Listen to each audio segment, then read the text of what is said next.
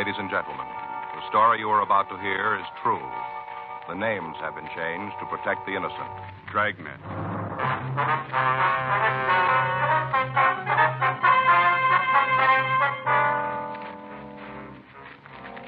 You're a detective sergeant. You're assigned the homicide detail. A young man walks into your office and tells you he has a problem. From the way he talks, you know it's serious. Your job? Listen. It was Wednesday, September 8th. It was cold in Los Angeles. We were working the day watch out of homicide detail. My partner's Frank Smith. The boss is Captain Warman. My name's Friday. I was on my way back to the office from R&I, and it was 10:14 a.m. when I got to room 42. Homicide. Pardon me, sir. Yes, sir. Are you a policeman? Yes, sir, that's right. What can I do for you? I want to talk to somebody. I'm not sure who, though. Well, if you tell me what it's all about, I might be able to help you. Well, I got to be sure it's the right person. You can understand that, can't you? Yes, sir. My name's Paul Marcus. All right, Mr. Marcus, what is it you want to talk about? Do you work in there in the homicide department? That's right. You know all about murders, then, huh? You want to come into the office and talk? No, I don't want to go in there. Is there someplace else we can go? I'd like to talk to you alone. This is kind of a personal thing. All right, sir. Come on down the hall, the interrogation room. Nobody else there? No. Well, that's good, because like I told you, this is a personal matter. I need your advice. All right, sir, this way. This is the first time I've ever been in the police department. I feel kind of funny just walking in and talking personal things to a stranger. Yes, sir, I can understand. Go ahead. Mm-hmm. Want to sit down right there? Thank you. All right, you want to tell me about it? Do you mind closing the door? All right. All right, now what's your problem, Mr. Marcus? I told you it was personal. Yes, I know. I want to be sure I handle it right. I could get in a lot of trouble if I didn't. Mm-hmm. Been trying to figure out what to do about it for a week now and couldn't find the right answer. That's why I came here. You guys should know. All right, now if you'll just tell me what's bothering you, we might be able to do something for you. A whole week and no... I sure hope you got it for me. I'm sorry, Mr. Marcus, but if you don't tell me what this is all about, there's nothing we can do. Well, it's nothing big, just a personal problem. I just want to know how to handle it. All right, go ahead. I killed a woman.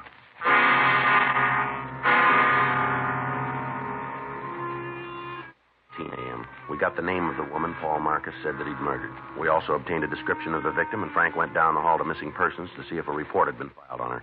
I waited with the suspect. It's a personal problem. You know how to handle it. I wasn't sure. That's why I came to you. All right, where did you meet this Lorraine Farrell? San Francisco. How long ago? A couple of weeks. I just knew her a little while before it happened, just a couple of weeks. Mm-hmm. Fisherman's Wharf. What's that? Fisherman's Wharf. That's where I met her in San Francisco. I was on a vacation. 2 weeks with pay, and I went to San Francisco. Fisherman's Wharf. That's where I met Lorraine. All right, go ahead.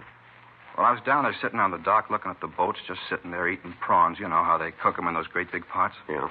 Well, I was just sitting there eating prawns, and I met her. Well, where'd you kill her? Look, you got to let me tell this in my own way, or I'm not going to tell you at all. It's got to be right so you'll understand. Now, if you don't get it right, the whole thing's gone wrong. You see, it's a real personal thing. All right, sir, go ahead. Well, I was just sitting there eating prawns, eating them, and throwing the little tail pieces down in the water. You know how you do. Mm-hmm. Watching them kind of float around, and kind of all of a sudden, she was right there sitting just alongside of me. You ever see her before? I never laid eyes on her till then. All right, go ahead. Well, we both sat there for a minute, and then we talked. Just little things like nice weather and how long you've been in San Francisco, things like that. You know how you do. How old did you say the Farrell woman was? 19, turned 19 the 5th of August. All right. She was born there, you know, in San Francisco. She told me about it when we were talking, how she was born there and grew up there. Yeah. Told me all about the school she went to, how she used to play on Strawberry Island and Stowe Lake. You ever been there? Yes, sir. It's kind of a beautiful place, you know. They got those rowboats, and you paddle around the lake, and right in the middle is this island, Strawberry Island. There's all those swans that swim around. You can feed them. Real beautiful, Strawberry. Tell me something, Marcus. You ever been in the hospital? Huh? You ever had any mental care? Been under the supervision of a psychiatrist, maybe? You think I'm crazy, don't you? No, I just asked you a question. Well, I'm not. I've never been to a doctor. I'm telling you the truth. You'll see. All right, you want to go ahead? I guess you get a lot of crackpots in here telling you all kinds of phony stories, huh? Well, the doors are wide open all night. I guess you get a lot of them. But I'm not a crackpot. I'm telling you the truth. I did kill her. But it's important you know why I did it. I got to tell you the right way. If I don't, none of it's going to be any good. When'd you kill her? September 1st. That's the day we left. September 1st. That'd be a week ago today, huh? Yeah, September 1st. Joe? Yeah. See you a minute. All right. Just a minute, Marcus. Mm-hmm. All right, what do you got? Well, I checked missing persons. Yeah. I got a report on the girl, same name, description matches. When'd she disappear? September 1st. Well, that fits in with what he told us. Yeah, but there's something that doesn't. What's that? She's 16 years old.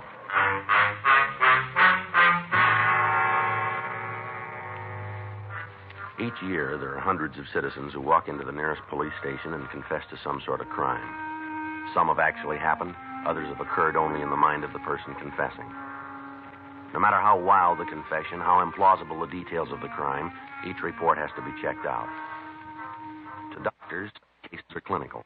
But to the working detective, they're the cause of a lot of legwork and a great deal of checking. They cost the taxpayer untold man-hours in investigating time and many times result in nothing. Because of his attitude and his reluctance to give us the complete story all at once, it appeared that Paul Marcus might be one of these people. The fact that he named a girl who was missing meant little, since it was possible for him to have read the story in a newspaper. The only way we had of being sure was to continue the interrogation. 10:34 a.m. She told me she wanted to get away from home. That's what she told me, how it was rough for her there, and she wanted to get away. Mm-hmm. That's when you said you'd bring her down here, is that right? Oh, no, I didn't even suggest it. The whole thing was her idea. She brought it up? Yes. You see, after that first day on Fisherman's Wharf, I saw her several times. Almost every day we'd meet someplace and talk. Where would you meet her? Well, sometimes in one of the hotel bars. Once we met out at the Steinhardt Aquarium. We met on the rotunda there. You know where they have the big pool and all the alligators swimming around? You know where? Uh-huh. Well, we met there once, and we walked over to the place where they have the band concerts right across the way where the band plays, only they weren't there that day. Wasn't anybody there, just Lorraine and me. We sat on the benches and talked. That's when she said she wanted to go with me. To Los Angeles, huh? Yeah. That's where I was going. She wanted me to take her. She came right out and asked you, huh? Sure. Told me how it was hard for her at home and she wanted to get away. She told me she had friends here.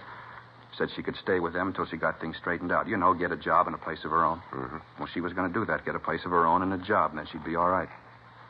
Did you ever meet her parents? No, I never went to the house. She told me where it was, though, someplace out by the Twin Peaks Tunnel. I didn't know where exactly. She didn't want me to go out there. Said it would only cause her more trouble. And that's why I'd meet her in town. You ever meet any of her friends up in San Francisco? Yeah, just once we were in a drugstore on Market Street having a sandwich. We were just sitting there, and she was telling me how it was bad for her at home, and a girl came in. Looked like she was a schoolgirl. You know how I mean, young? Mm-hmm. Well, she came in and talked to Lorraine, then they went over to the phone booths and talked. You didn't actually meet the girl? No.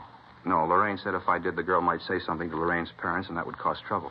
You know this girl's name? I think it was Grace. I'm not sure, but I think it was Grace. When'd you leave San Francisco? Wednesday morning, September 1st.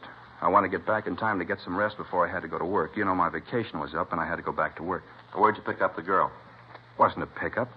I was sitting on Fisherman's Wharf eating prawns and looking at the boats, and we started to talk. Wasn't a pickup. We just got friendly. No, Marcus, he means where'd you pick up the girl when you left for Los Angeles? Oh, I thought you meant when I met her the first time. That's what I thought. Uh-huh. I met her out at the tunnel. Where's that? Well, you know where Castro Street runs into Market, where the L car comes in from the beach? That's where I met her. She came from home, had her suitcase and all, and she came out on the L car. All right, go ahead. Well, she got off the streetcar, got into my car, and we left for Los Angeles. Where'd you kill her? I told you before, if I don't tell it my way, it isn't going to work. You're not going to understand. It's got to be my way. All right, go ahead, Marcus. Well, it was a beautiful day, just the kind of a day you want when you're going on a drive. You know how I mean, clear and the sun shining. Yeah. Well, that's what kind of a day it was.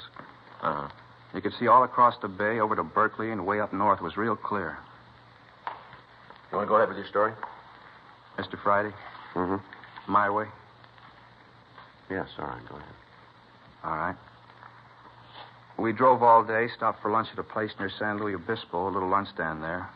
Had a French dip sandwich. It was one of the best I ever had. The meat was real lean, and they didn't sop up the bun with the gravy. Just the right amount. One of the best I ever ate. Mm-hmm. Lorraine liked them, too. She didn't like the bread all sopped up with gravy.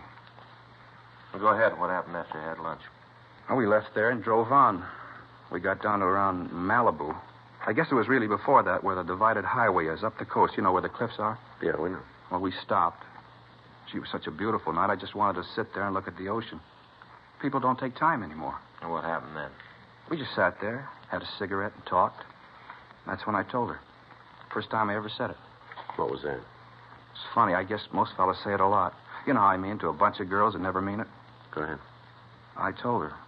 First time I said I loved her, and I told her that she didn't have to get a job, that I wanted to marry her and get her a house and all, and she wouldn't have no more trouble at home.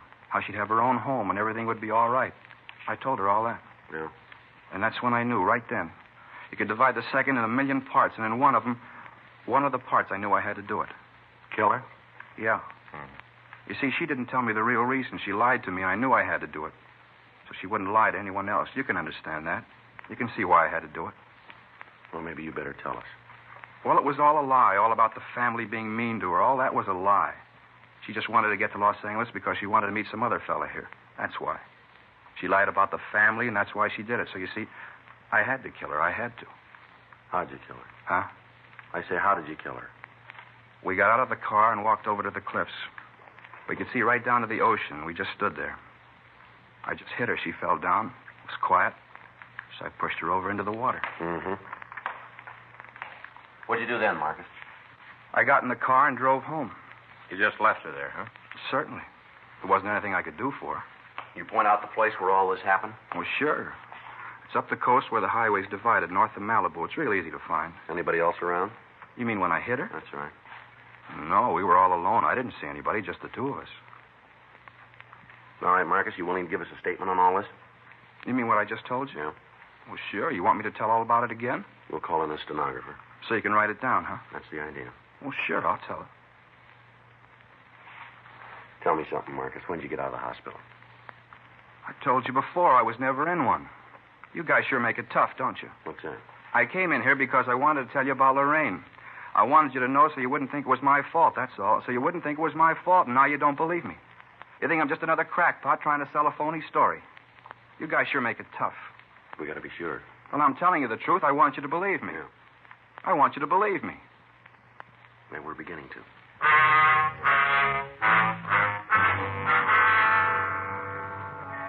A statement was taken from the suspect, and he was booked in at the main jail on a charge of suspicion of violation of Section 187 PC, murder. We sent a teletype to San Francisco, and we contacted Inspectors Ed Vandervoort and John O'Hare of Homicide Detail. We filled them in and asked that they check out the suspect's story on their end.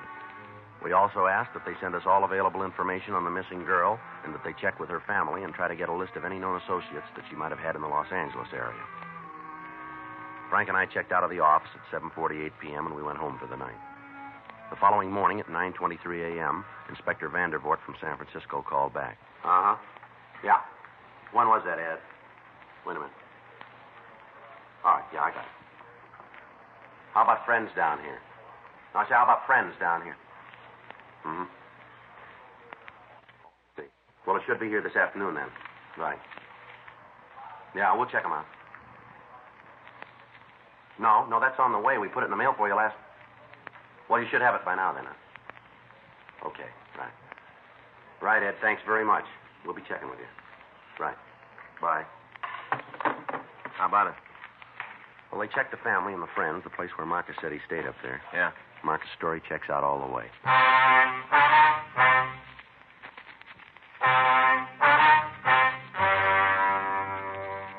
In the phone conversation, we learned that all of Lorraine Farrell's friends and relatives had been interviewed and their stories checked with the one given us by the suspect, Marcus. The girl and Paul Marcus had been seen together in the Bay City. The desk clerk at the hotel where the suspect had stayed verified the date that he'd checked out. It was the same day Lorraine Farrell disappeared.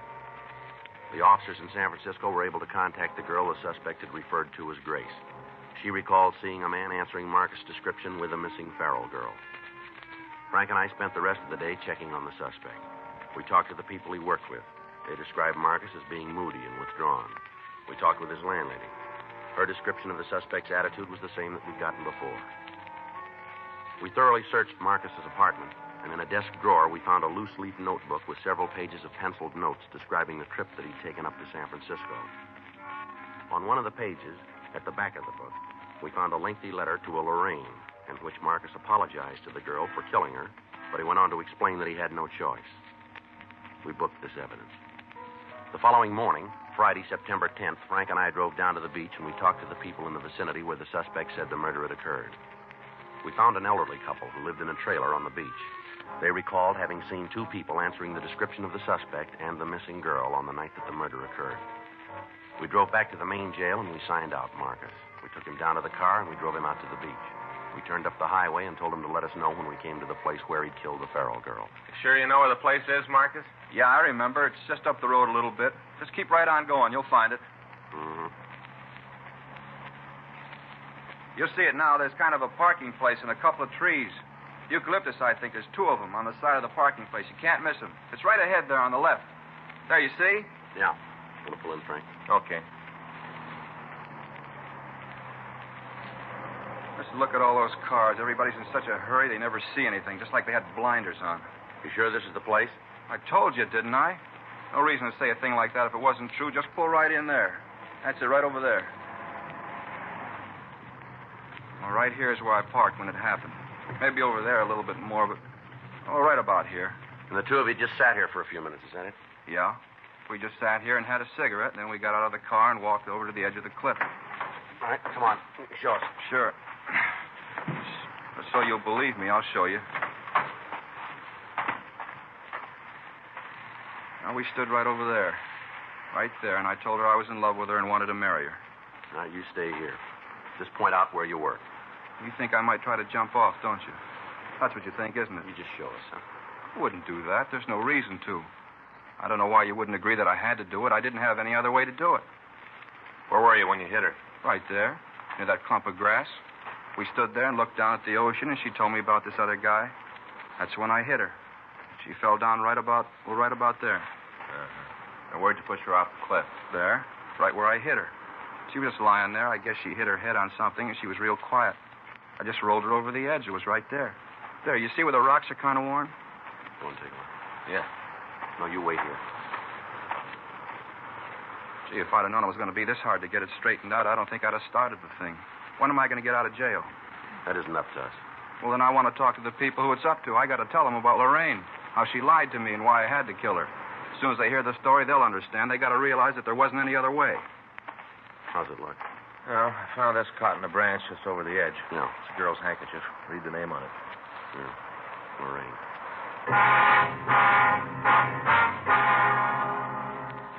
Friday, September 10th, 3:46 p.m. We contacted the crime lab and asked them to come out and go over the scene. Officers stood by so that any physical evidence would not be disturbed until Lieutenant Lee Jones and his men had an opportunity to go over it. Frank and I, along with the suspect, drove back to town where we made arrangements with the city lifeguard service to search for the body. The following morning, a boat equipped with diving gear left Santa Monica Harbor and took a course north.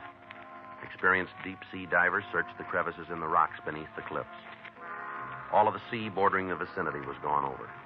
There was no trace of a body. The shoreline on either side of the murder spot was checked. Still no trace of the missing girl. In the meantime, 2 additional teams of men were assigned to check out the friends of Lorraine Farrell. They carried pictures of Paul Marcus and attempted to dig out any information on the suspect and the missing girl. 6:42 p.m., Sunday. We called the main jail and asked that the suspect be brought to the city hall for additional questioning. I had a reason to do what I did, a good reason. Now, you let me talk to the responsible people around here, and I'll have them tell you. I'm getting a little tired of being shoved around. You just bring in the boss and let me talk to him. What day did you say that you left San Francisco? September 1st. I thought it was the 2nd. The 1st. You said you left in the afternoon, is that right? In the morning, and you remember it. I don't know what all these questions are for. I told you I killed Lorraine. I walked in here and told you there's no reason for all this McGilla. Just no reason. Where'd you hide the body? I didn't hide it. Well, and where is it? I told you I put her in the ocean. We haven't been able to find her. Well, then you're not looking good. I told you the truth all along the line. I've told you the sure truth. You didn't make a mistake about where all this happened? Not a chance in the world. Right there by the parking place where the 2 trees are. Well, maybe you just thought you left her there. I know it. Had you been drinking when you killed her? No. We stopped and had a couple of beers on the way. Just a couple, not enough to get drunk. But you did have something to drink. Well, sure, but not enough to get drunk on. How many beers you have? 2, maybe 3. All right, which was it? 2 or 3? Well, what difference does it make? Were you drunk? No. How about the girl? Was she drunk? No. You sure about that? Yes, I'm sure. What are you trying to do? What difference does it make? Maybe we did have more than a couple, but what difference does it make? Just trying to get things straight. We want to be sure we got the right story. Huh? Well, you have. All right. How about a cigarette, huh? Yeah, thanks. Frank? Yeah, thanks. Here, I got a match. Hey, wait a minute. Don't light his, too. That's bad. What do you mean? 3 on a match. It's bad. It is, huh? Well, sure, you never do that. Here. Thanks. You got right home after you killed the Farrell girl, huh? Yeah. I drove right down the highway and went home. Traffic was kind of heavy. I thought about it. All those people all hurrying around, not taking any time. Anybody see you when you came home? What do you mean? Well, anybody see you park the car, go into your apartment? Well, no, there wasn't anybody around. Now, you said when you met the girl up in San Francisco that she had a suitcase with her. Is that right? Yeah, she did. Artificial leather with real leather binding. And where is it now? Huh? What'd you do with her suitcase? Well, I don't know. I don't remember it. We couldn't find it in your room. Well, you didn't have no right to go through my room. No right at all. We didn't find the suitcase. Where is it? Well, I don't know. Did you put it with a body? Well, I might have. Where? I don't know. I don't remember. I hit her. She lied to me, and I hit her. Then I pushed her into the ocean. That's all I know. And that's all I'm going to tell you.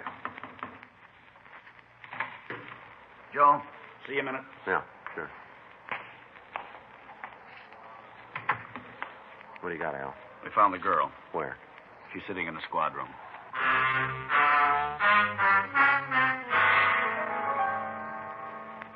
Frank stayed with the suspect in the interrogation room, and I went with Sergeant Al Olivas up to the office. Sitting at one of the tables was a small girl with jet black hair. As we came into the room, she was putting on lipstick. She glanced over at us, and then she went back to what she was doing. There wasn't any doubt about it. The girl in the squad room was Lorraine Farrell. She dyed her hair, and she had on a lot of makeup. But it was the missing girl. Joe, this is Miss Farrell, Joe Friday. How do you do? Hi. Where'd you find her, Al? Friend up in Eagle Rock. Says she's been there for a week. Thanks, Al. Right. You seen the papers lately, Miss Farrell? Yeah, I read the funny. You ought to read the front page. You've been on them. All right? Mm-hmm. We've had a lot of policemen out looking for you. They probably needed the exercise anyway. There's a man down the hall who thinks that he killed you. That creep, Paul? Yeah, Paul Marcus, that's his name. Real creep. I was glad to get away from him. Oh, gosh, he tried to give me about our home. What a baloney. He's a real creep. You ought to keep an eye on him. He's going to wig one of these days. Is that so? Yeah. He drove me down here, and when I told him I didn't want to have anything to do with him, he got real sore, started yelling. Creep. Where'd all this happen, miss? Oh, out by Malibu. Road out there. He stopped the car and gave me all the stuff about wanting to marry me. I was in love with me. Big deal. Said I was the first girl I ever said that to. Big deal. What happened then? I told him I didn't want no part of him. Told him to get lost. Thanked him for the ride and told him to get lost. He flipped. Bad, he flipped. I took off, got a ride, came into the town. I got this girlfriend in Eagle Rock. I've been out there. You ought to watch that guy, though. Mm-hmm. How old did you tell him that you were? I don't know. Forget. I think 19, something like that. I forget. Mm-hmm. He confessed to killing me, huh? That's right. Flipped. He's a wig. Let's take a walk, huh? Where? Come on. Sure. I got nothing to lose. Can you guys drive me back to Eagle Rock tonight? I got a date. I got to be back pretty quick. You're not going to go back to Eagle Rock. Who says so? We're going to have to hold you. For what? I haven't done anything. Well, you're a minor. We've got a missing report filed on you. Your folks are pretty worried. They're always worrying about something. If there ain't nothing for them to worry about, then they worry about that. Well, it doesn't make any difference. We're going to have to hold you. You just try it, cop. You just try it. You'll find out you got more trouble than you came in one lump. Uh-huh. In here.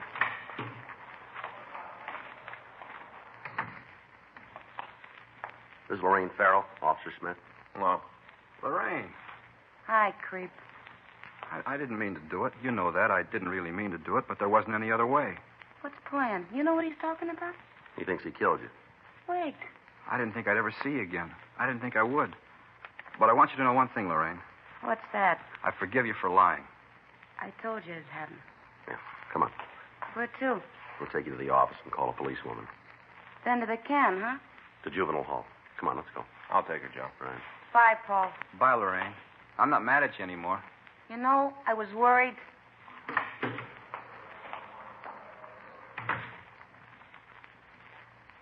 Sergeant, Yeah. I want you to know how I appreciate it. Yeah, what's that? What you tried to do, I think was real fine, thanks. I don't know what you mean. You didn't fool me a bit. What? I know I killed her.